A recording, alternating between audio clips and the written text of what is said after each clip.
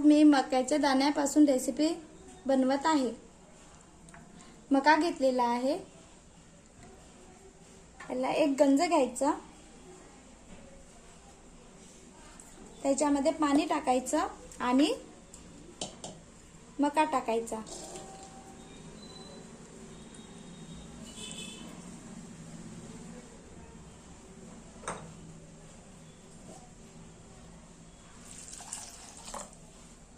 थोडं मीठ टाकायचं,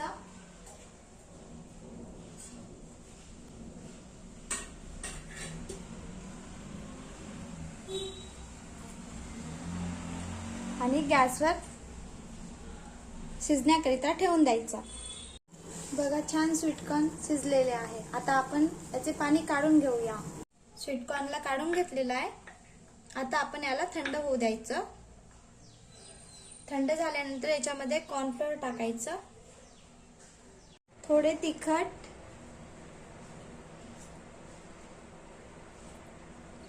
मी थोडे कॉर्नफ्लोअर चव छान येणार मग। मक्याचे दाणे याला कॉर्नफ्लोअर लावले